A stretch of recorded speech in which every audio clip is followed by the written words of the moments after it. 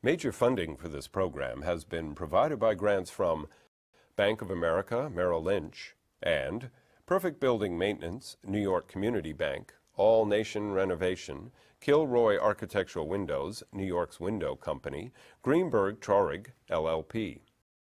Additional funding has been provided by grants from AVR Realty Company, LLC, Briarwood Organization, Capital One Bank, C.B. Richard Ellis, Cushman & Wakefield, Dime Savings Bank of Williamsburg, Eastern Consolidated, Hal Fettner, Durst Fettner Residential, Stephen Napolitano, First American Title Insurance Company, Friedman, LLP, Gemini Real Estate Advisors, LLC, Genova, Burns and Gian Tomasi, Grubb and Ellis, Investors Savings Bank, Jack Joffa and Associates Real Estate Consultants, James D. Kuhn Real Estate Institute at Syracuse University, Madison Realty Capital, Markham, LLP, Marcus and Millichap Real Estate Investment Services, Margolin Weiner and Evans, LLP, Massey Knackle Realty Services, M&T Bank, Meridian Capital Group, The Moynihan Group, Newmark Knight Frank, Orphanides and Associates, Siami Development, Inc.,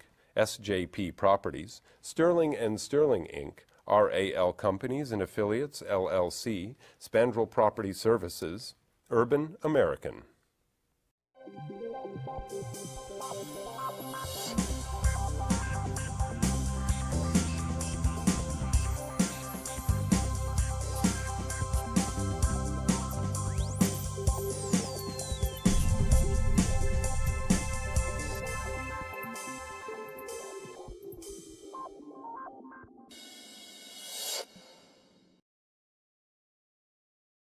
So here we are in the fall of 2010, close to 2011, and all of a sudden the investment sales market is looking very good.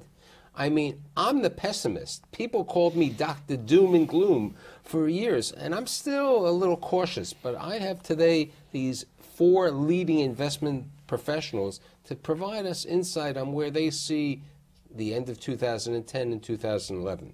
My guests include Peter Habsburg, the chairman and CEO of Eastern Consolidated, Jeffrey Baker, the executive managing director at Savills, David Noonan, a principal at Newmark Knight Frank Capital Group, and last but not least, I was going to call him, and I am going to call him the statistician, because he has these numbers down to a science, and I don't know, maybe it's a teleprompter. My good friend, the chairman of Massey Knackle Realty Services and Statistical Services, Bob Knackle. So, statistician, you were just saying before we started the show, 2.6%, 1.3%. What is this? Tell my audience in this illustrious group, what do you mean by this? Well, Michael, generally in the investment sales market, we've seen a tremendous increase from last year, and that's not strange to see given how low levels were last year in all of 2009. I mean, you couldn't go much worse. Couldn't do much worse. There were only about $6.25 billion of investment sale transactions. Through the first 3 quarters of 2010, we've had $9.1 billion. So we're on pace to about double the activity. Wait a second. If they sell 1118th Avenue before the end of the year for $2 billion, we're really on the pace. Well, that's true, and that's why we also look at number of properties sold. In 2009, for the entire year in New York City, there were 1,436 properties sold. So far this year, there have been 1,237 properties sold through the first 3 quarters. So we're on pace to exceed last year. My viewers are going to want to know if there's a teleprompter behind Habsburg over here for your numbers. Peter gave me all the information before the show. Have we gotten up to the low levels of the early 90s yet this year? We actually are running on pace to have a turnover volume in Manhattan anyway, and that's south of 96th Street, of about 1.7%. Last year, turnover was an all-time low in the 26 years we've been tracking it, where it was 1.17. Previously, the lows were in 1992 and 2003, which was 1.6. And we have to remember, those were both years at the end of recessionary periods, and they were also both years in which we saw peaks in cyclical unemployment. So for the, the people who don't speak to statistics, Baker, what are you seeing happening today? Well, we've seen the same sort of dramatic uptick in volume here. But again, when you're starting from almost zero, it's not that hard to beat the numbers. I will say, though, that I think our pipeline going into 2011 is probably 4 or 5 times what it was going into this past year. Who's selling? I mean, David, who's buying and selling? What's the nature of the purchaser? The nature of sellers back in 2010, late 2009, are people who had to. People who had a deal that got stuck post-Lehman, might have had a contract blow up. I've sold a lot of stuff for Verizon. They have a corporate agenda of simply eliminating excess real estate, and they're going to do that. They're not timing the markets. We've sold for some non-for-profits and other organizations who simply had pressure. They needed to sell. They were making a move. They were relocating. And in terms of buyers, we have looked to the user. The user was a kind of the best hope for good execution in 2010 and 2009. I think going forward, certainly there are a lot of investors who have been on the sidelines, who've been waiting for things to break, and I see a more normal market going forward. But again, following up on Jeff's point, we did $50 billion in 2007, so to go from 6 to 9 is not so tremendous. And I think if you pull out some of those trades, depending on how you count, if you take out some of the equity recapitalizations, or if you pull out the macro trades, or you say, let's count SL Green out, it's really a pretty paltry level of transactions in the significant size range. So there's a lot of stuff trading. It's great for Bob in the smaller market, but in the large transactions, very little going on. You know, Peter was saying prior to the show, and I think Bob was also agreeing, that land which you couldn't sell at all at the end of 2008 or the beginning of 2009 has been a big item today. Yeah, land has probably almost tripled since the second quarter of 2009, which we sort of look back and call the bottom, and really couldn't get any offers north of $100 a buildable foot, and right now we're inking deals that are north of $300 and approaching $400, which are certainly almost so here's the question on that. The banks are lending, but they're not really lending for construction. Construction is still, I would disagree with that. There's a half a dozen condo projects going on in good locations in town where the lenders are in for roughly $600 a foot on a $1,200 break even, and at that number I would agree with you. But I'm talking about, we're not seeing, there's no grasp of the amount of construction money that they used to be out in 2006, 2007. We don't have the Wrightwood Capitals, we don't have the Petras, we don't have the private investment funds running around to do construction loans. No, Michael, clearly it's not 2006, 2007 again, but for the right project in the right location with the right sponsor, banks are competing to put construction dollars into the marketplace today. But if you look at the health of the land market that Peter's seeing, bidding, people really competing to buy notes or fee positions, it's competitive and has jumped up. And then you look at the condo market, which is healthy, albeit a reduced number. There's a big vacuum in between in terms of the health of the construction lending market, I think, and hopefully people will fill that vacuum. But in the meantime, that piece is missing, I think. We're clearly seeing a resurgence in construction lending. I'm working on a large multifamily project up in Boston that'll certainly get done. There's projects in the multifamily sector around the country that are happening. I don't want to be Manhattan-centric, right? But what's happening in the boroughs? Is land selling in Brooklyn? Definitely lagging behind Manhattan. I think one of the interesting things is that the land market most adversely impacted has been in the Bronx. And primarily, the Bronx actually had tremendous land sale activity in 2009 because of the affordable housing projects. Land was selling for $75 to as high as $100 a foot because of the affordable housing. Right, because they were building, and then they could take the 421As and bring it to Manhattan. Well, Michael, last year that number was down in the 30s, between $30 and $40 a buildable foot. But this year, the volume of sales in the land market in the Bronx is down by about 3/4 because the city does not have the affordable housing funds that they did. And so it's very difficult for affordable housing developers to deliver product to the marketplace today. So in the Bronx, we've seen a tremendous drop-off in the volume of land transactions. What about Brooklyn, Williamsburg? That's still, sales are taking place. You still have so many busted sites in Brooklyn that it's going to take a while to clean those up first before you get any resurgence in land values, I think. And arguably, the supply backlog is much greater in the boroughs than it is in Manhattan. Manhattan, frankly, there's just not much of an inventory left. I mean, I think, you know, of all asset classes, the multifamily is doing the best. I mean, from every I see, especially because the banks are out there. You know, the banks are out there, the GSEs are out there, and there is a lot of money out there. And, you know, there are new players out there. You know, Sovereign is still very aggressive. Investors and all these other players. But if you look at the multifamily market, I think something that's very important to look at is the fact that yields on multifamily have continued to increase, and we're back to a point in time in which we have positive leverage in the multifamily business again. You know, if you look at the market over the last 25 years or so, you had a period of negative leverage throughout most of the 80s when the co-op conversions were going on. We had the S&L crisis, and then for nearly a decade, we had very conservative lending, conservative investing, and then we got back to the condo conversion craze, and we had negative leverage again, and we had our recent recession. A lot of people didn't think we'd get back to negative leverage, but right now you have cap rates for elevator buildings, for instance, in Manhattan are still less than 5%, but you can borrow in the mid to low 4s. And for walk-up buildings, cap rates are approaching 6% in Manhattan today. So the extent of positive leverage is fairly significant.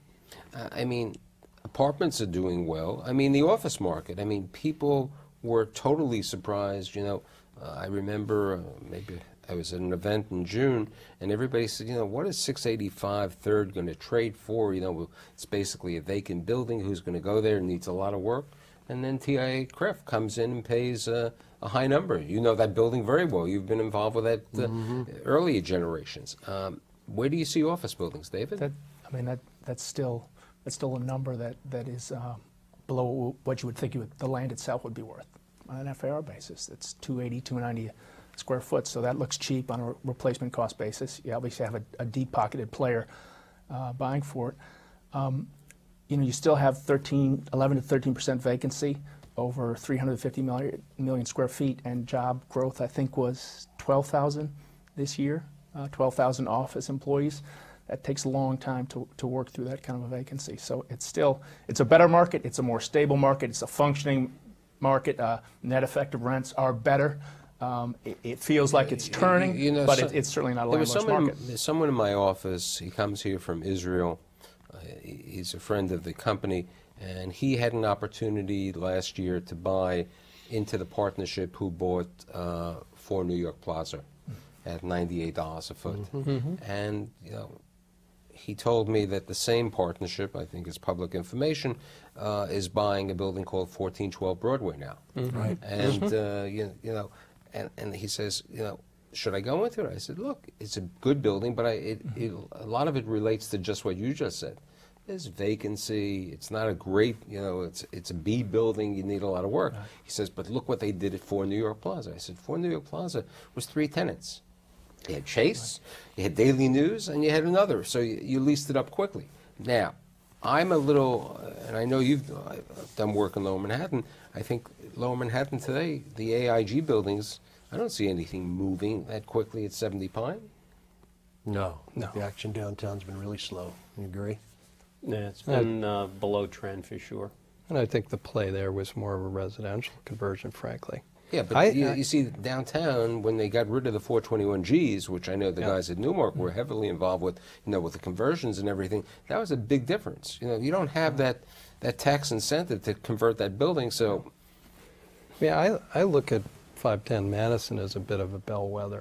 If you look at that asset, before the markets collapsed, we had a forward sale deal with an offshore investor at about $1,600 a square foot. Their cost basis was $1,200. SL Green's basis when they bought the note was going to be about $750 a foot, and the ultimate price that Boston Properties paid was around $900 a foot vacant.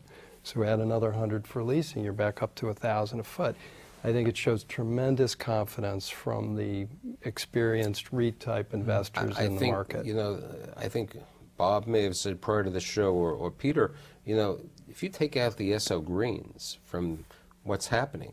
No, they were the biggest player this year. You know, the REITs, you know, if you look at S.L. Green, and now you take Boston Properties for 510 Madison. And for the Hancock Building. in And Boston. for the Hancock Building. You know, this is a different market. You But know, Michael, that's not surprising, because if you think about what's happened in the CMBS market, I mean, when you're getting into 9-figure transactions and 10-figure transactions, you need access to public capital to make those transactions work. And that's why it's not surprising to see the REITs being so dominant, because they have access to public capital. I mean, what has CMBS issuance been this year? $10, $12 billion? I mean, it's a drop in the bucket compared to the $230 billion that it was in 2007. now the big question on the collateralized CMBS, I like to do not inside baseball for the viewers, is that March 21st, 2011 is when the government has to come out with these new ideas if the investment bank has to hold back 5%, you know, so they can't be a bookmaker for 100% of the risk. If that happens, all bets are off on what the CMBS market's going to be like. But, you know, there are more banks, and, you know, we were talking on a show the prior week that, you know, the Chinese banks are here. You know, the Industrial Bank of China has been a major player. They've been going into buildings on Madison Avenue. You know, people never thought that they'd be able to refinance 650 Madison Avenue, but the world has changed. The rates are down over there. What about, and you Again, doing... I'll interrupt though. You're seeing 1 or 2 transactions. You're not seeing a flow of transactions, and you're seeing Vornado bought a big retail piece recently. Toll Brothers, we talked about, they're public. S.L. Green is sitting on cash. Boston Properties, throw in Google might buy 111 8th. Carlos Slim, he's a guy who's got a pretty deep pocket. These are people with special capabilities that you're not seeing your run-of-the-mill buyer. I'm not disagreeing. You know, if you look, I recently wrote an article about Israeli investors coming over here. You know, one of them, big eye shopping centers of Israel, is investing with Kimco today and diversified. So, you know, you're seeing different people. Gallagher Real Estate, the Ofa family, who's always been involved over here, is looking at the market. But I think, you know, the good deals everybody wants. I think, you know, that's the situation. You know, they don't know what the market is. Queens, what do you see in Queens? Well, in Queens, we're seeing very, very low volume. And in fact, in all the boroughs, if you look at what's happened, I think it's interesting to look at how the third quarter performed, because I think it kind of put a little bit of cold water on the marketplace. Yeah, threw us a little curve. Yeah, we thought in Manhattan for 6 quarters in a row we had positive sales volume growth. In northern Manhattan it was 4 quarters in a row. In the second quarter of 2010, Brooklyn and Queens for the first time in many quarters turned positive in terms of volume. We thought that going into the third quarter, okay, the Bronx is going to be the next to be positive. We'll totally be on a very consistent upward course. And in the third quarter, every market, with the exception of the Bronx, lost steam relative to volume. Volume dropped in every marketplace. So, and that's both on a dollar volume basis and on a number of properties sold basis. So that was a little eye-opening. Now, we think that the fourth quarter will see volume increase again, as a lot of our clients are rushing to beat the anticipated capital gains tax increase. But you know, that's going to steal a little bit of activity from the first quarter of next year. So we're bouncing along, and this is very indicative of the way the general economy is David brought up moving. a good point before when I brought up 685 Third, saying, you know, that if you look at the land cost, you know, you're buying the building basically for free, if you look at it that way. Do you see, you know, buildings were trading it for $200 a foot?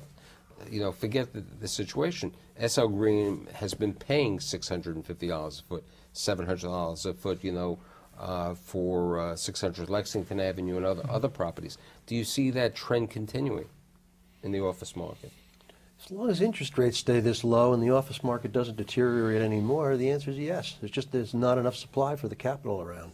We had 2 trades in '09 that dipped to $350 a foot. You know, you had Worldwide and you had 1540 Broadway, and then that was it. All of a sudden, it was back to $700.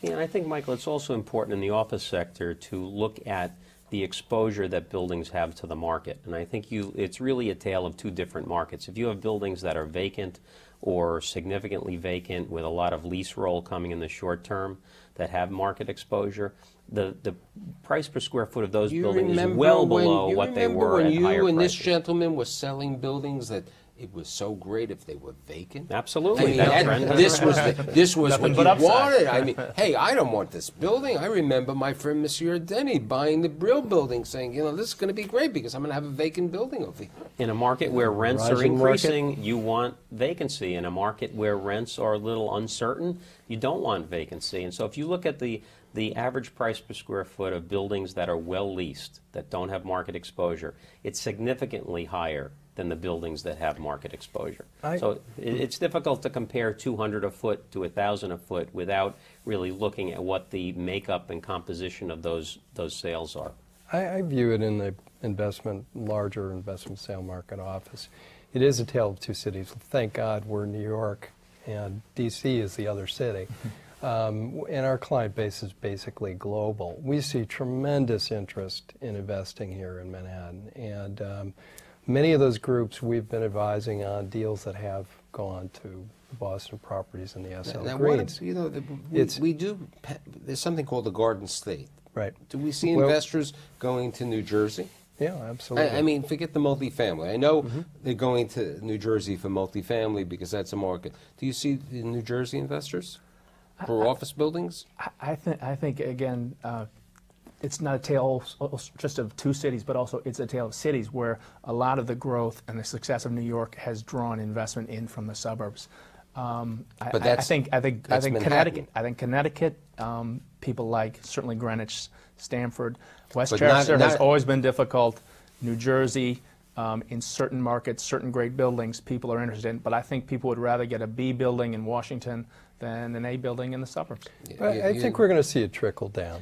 The first wave is the guys in London. You can tell them that there's something nice in Fort Lee, New Jersey, or Bergenfield. I think that's not the sexy. Actually, Fort Lee is not a bad. Fort Lee is not a bad example. There happens to be Asian interest in Fort Lee. Asian interest in Fort Lee because there's a certain market, because of that market. But if you take other parts, and I think you hit it on the nose, in Westchester, buildings don't trade that well. I mean, they just don't trade. And the overseas interest does not get on a plane and then get off in LaGuardia and then go to New Jersey. It's here, it's focused on Manhattan. Same the interest that's in London or in Paris. They're not looking at secondary markets. Don't you think, David, that you'll see the U.S. institutional investors that can no longer compete for the trophy in Manhattan, D.C. get pushed to these markets for the high-quality property in New Jersey or Westchester? I think you can compete better. You have a better chance of success in those markets. I mean, I'm talking to Peter probably as well. Veteran investors who were here in the '90s, who made fortunes, who are saying, I can't get something now. I can't find it. I got the war chest. I'm ready. I've known you forever. My phone is ringing, and they're saying, "What do you have for me?" And there's very little. That's the biggest problem in the investment sales market today, is that we still have a very, very acute supply-demand imbalance. Many, many more people looking to buy than there are sellers willing to sell. And that's creating a situation where we're seeing a lot of our clients who are primarily New York investors that are going outside New York. Are we seeing the private equity guys going back to buy? Have you seen? I mean, we know Angelo Gordon's back. We you know, there are a couple. But what about the other guys who've been hurt a little bit because they didn't do that well? Well, think about how that capital has behaved over the past 5 to 7 years. I mean, it was institutional capital that really inflated that bubble in 05 to 07.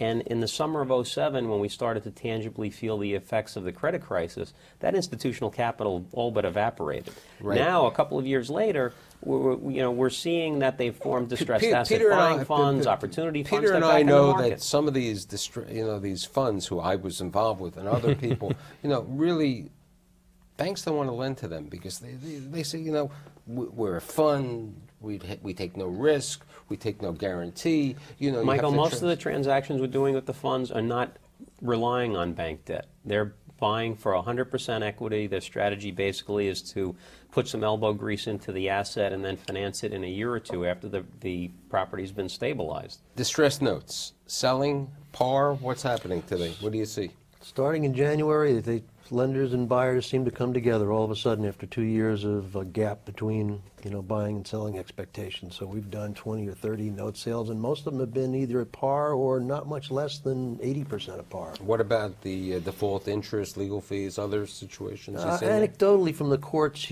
some people get it, and others, in other cases, you do not get it. We've had a large number of note sale transactions in the last 6 months as well. I think the most notable was the W Union Square Hotel here in Manhattan, which traded at full par plus protective advances. Now, are we seeing, banks selling the fund, utilizing investment professionals, or are they still trying to do it, some of them themselves? Every bank is different. It really depends on what their philosophy is. Some banks are willing to just make a deal or do a workout with the borrower. There are other banks that if the borrower was willing to pay 99 cents on the dollar, they're not going to make a deal with that borrower. So, and there's every philosophy in between. I think we've seen the banks certainly loosening up. The Fed's monetary policy has allowed for a recap of the banking system. They can absorb the losses. What about the financing of the notes? Have you seen banks? Some people do it. Citibank is selling some notes. They would rather probably sell it to someone they're close to and finance them. Okay, that's a relationship situation, I think, David. I'm talking about, there are banks. I know Signature is doing something right now. They'll do like 50% of a note. I think M&T might do some notes for certain people. But Michael, some banks will finance up to 50%, but the overwhelming majority of note sale transactions are done on an all-equity basis. Cash. I would agree with that. There's financing available, but the terms are not that attractive generally if they're 30. Especially if they're non-performing. Yeah, and being able to close quickly is very, very important because the banks are so quarter-centric that a transaction closing on the last day of the quarter is much more valuable to them than a deal closing the next day. Right. David? And they don't want the problems back. It takes a lot of institutional aggravation to get the commitment sometimes even to make a deal on these notes. So they don't want to finance. They don't want to see them again. So in summation, it's better, but it's not really great. I think that's the Well, the 800-pound gorilla in the room is that $1.4 trillion of CMBS notes that are now coming due, not counting the CDOs, not counting the banks the FDIC has taken. What's going to happen when this product drops? So since we're out of time, we're going to have you back in 2011 to continue this discussion. But I'd like to thank Peter Habsburg, Jeff Baker, David Noonan, and Robert Knackel for being here. See you next week. Thank you.